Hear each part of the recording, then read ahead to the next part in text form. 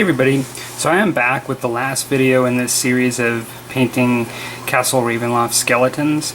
This video today is going to focus on protecting the miniature and putting a varnish on it. I think most people tend to do this, although I've heard of people that knowingly choose to forego the varnishing phase. What you risk, of course, is something happening to the paint, rubbing off, chipping, just various things like that. I think with plastic miniatures, it's a little bit less imperative, although I always do it, as compared to metal miniatures. In my experience, and these are plastic, of course, but in my experience, if you're painting a metal miniature, it chips quite a bit easier, and sometimes even with varnish. But I recommend using a gloss varnish as your protectant, and you may even, even if you want to do a matte or a satin later to dull it, to dull the shine down. I'll talk about that. I recommend protecting a metal miniature. Now, in this case, is particularly where I've used heavy shading and I guess inks and things like that. I would worry about them coming off if they contacted some moisture or just rubbing off, with lots of use. And so I am gonna actually varnish these today like I normally would. So there are different ways to apply your varnish, and there's different types of varnish. I'm not going to do an exhaustive, I don't even know that I'm prepared to do an exhaustive review. I'm just going to sort of let you know what I do here and my perspective and experience. Now, generally, when people refer to a varnish, they refer to a matte style varnish, a gloss style varnish, or a satin style varnish, which, as I understand it, is really in between the other two.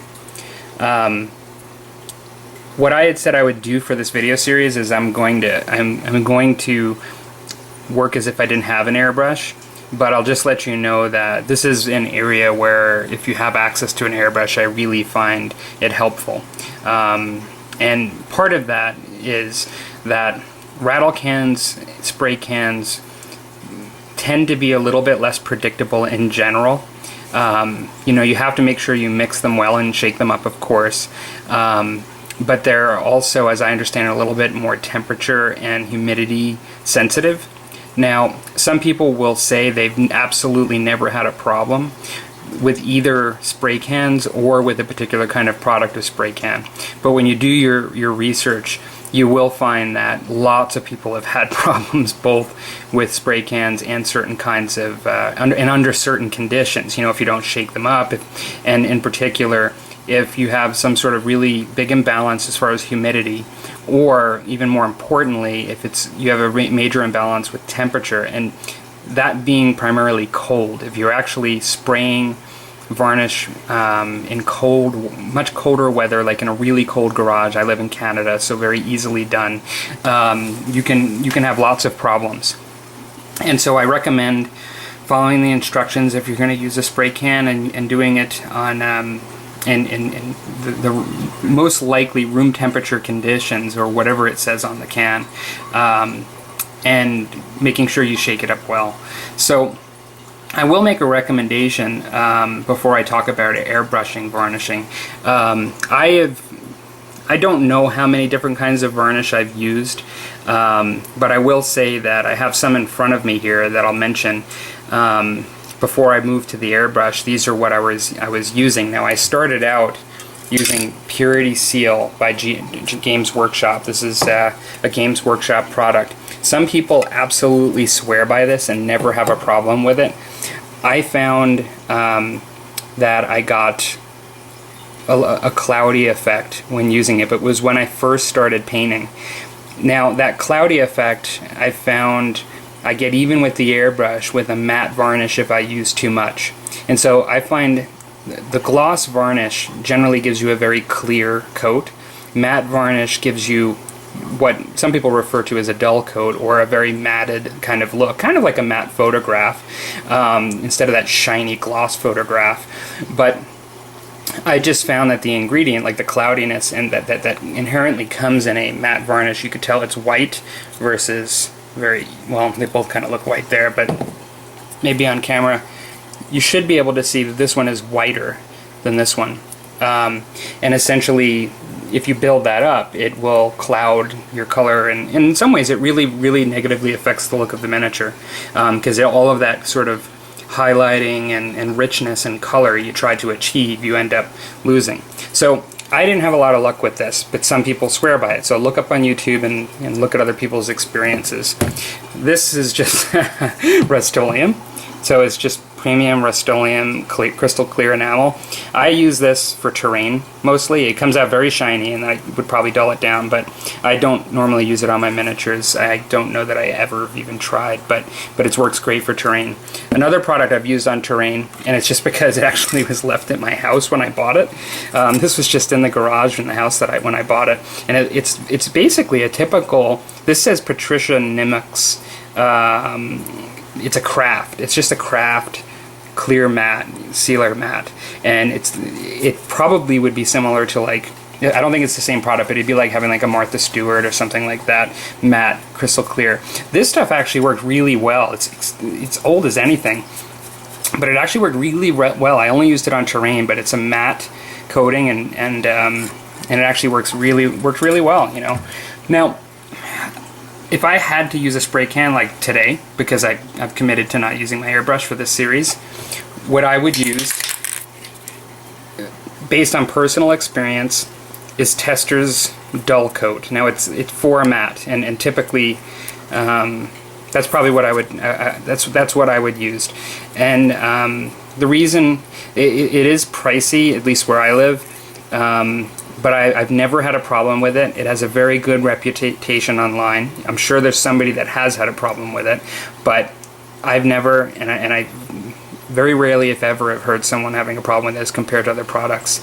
It's and so this is what I'm going to end up using today.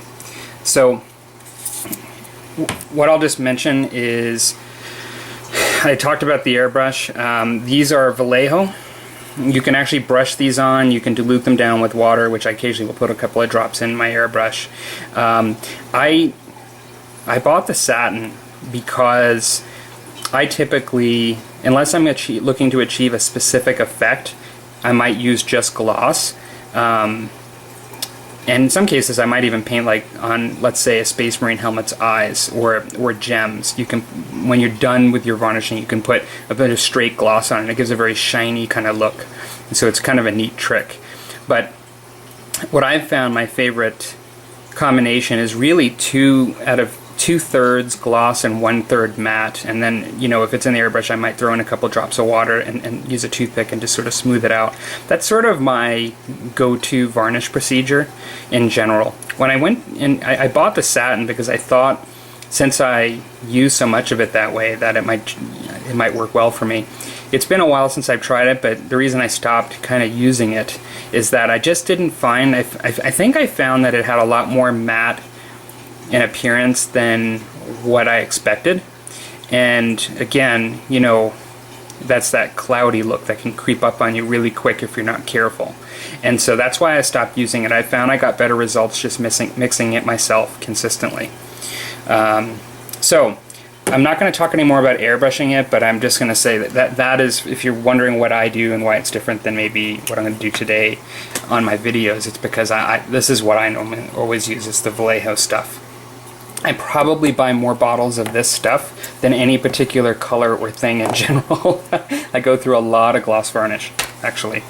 So, one of the things I'm going to do today, you know, as I varnish these, I'm not going to recommend that you spray indoors as I am. I normally would take these out to my garage, and I also normally would wear a mask if I'm about to do what I'm going to do, because I've got an organic filter mask, 3M mask, that I do when I airbrush at this desk. But I'm just going to quickly do this today. It's only 3 miniatures, so I'm not totally concerned. And then I can still speak for the video. So I'm going to use this spray lacquer on these.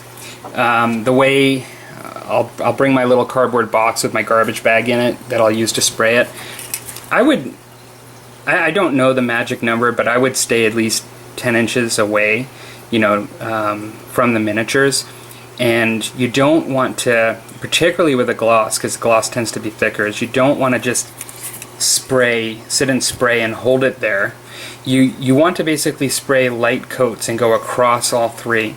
Let it, sort of let it dry, then go on top, just spin them around. You don't want to, similar with painting, I mean, you don't want to put too much on at once. Now, in particular, I'm not overly worried about these guys. I think getting just a nice thin matte coat is exactly what I need, so I'm not going to be spraying them to death. But I just wanted to let you know that. And then, as I said earlier, if you are doing this, I'll repeat it again, in the garage or in really cold weather, be really careful. Because the worst experience is when you spend a lot of time on miniatures and painting them and doing all these techniques, and then you ruin them in the varnish stage. And there's probably more people that do this have probably experienced that than not. I'm venturing to guess that based on myself and what I've seen from others. Okay, so I'll be right back. Just getting my cardboard box and getting ready to varnish here. Okay, I am back with my garbage bag and little cardboard box that's cut up for my makeshift hood, airbrushing hood. And I've shaken up this Tester's dull coat really well. And here we go.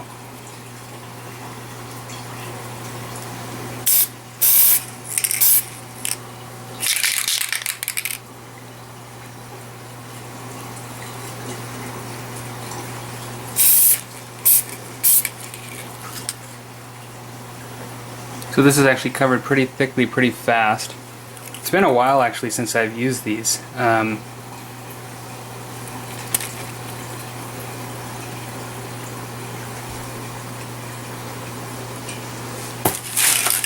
Oop.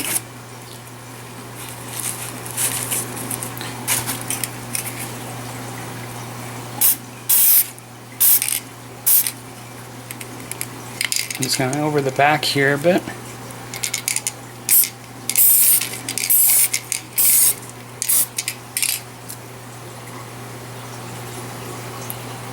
You can sort of, one one sort of common sense thing you can do, but I'll mention anyway, is that a lot of people will put them on a little board and tape them down so you can kind of just move them around and without handling them as much. And I would recommend that. Like I said, I don't really, I normally will actually have my latex gloves on and I'll be holding a miniature and spraying it with my airbrush. It's been a while since I've used even these, but I'm just going to sort of do the back now and the sides a little bit, and then I will be done.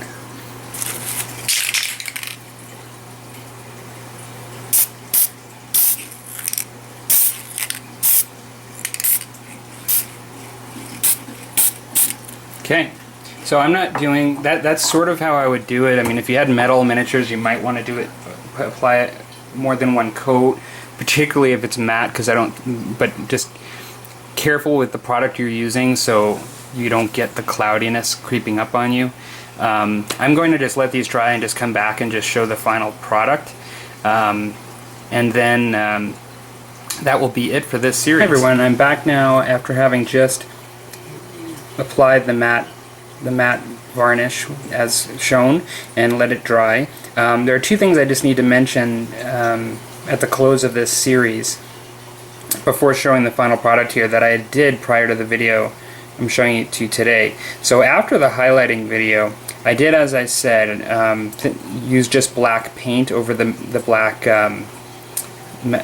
primer, and I ended up painting the miniature at its base. And I didn't show any, I didn't really show that because it's just essentially just like any of the other painting I did of the base painting, just diluted it the same. The other thing that, more importantly though, is after I did the last touch-up highlight video, I ended up applying some Agrax Earth Shade, which was one of the shades I used in the shading video. I did it the same way, but I applied it over some of the highlights. And the reason I did that is oftentimes people will apply a shade, or even sometimes what people refer to as it's not a tint is what sometimes people refer to, which I believe is just a more dilute form of a shade. And what you'll do is to sort of blend the highlight a little bit to its surroundings. And so sometimes you want to do that, sometimes you don't. I wanted to do that in this case because I felt that I got the sort of brightening in certain spots I wanted, but in some cases it was too much. And so I applied the same shade I used before, like thinly and smoothly over some of those spots, just to tone it down slightly and blend the highlight a bit more into the model. So having said that, if anyone has any questions about that, I'm happy to answer. But this is the final product of the skeletons, and essentially I'll just do a bit of a close-up here. I'm pleased with the way they came out. I was going for what I would just refer to, I guess, as realistic as possible, of a skeleton sort of being in a dungeon or crawling out of the ground but scraping against stuff. I wanted to create lots of contrast and darkening and lightening. I wanted it to look dirty, but I wanted it to be sort of bright in certain spots and showed lots of depth.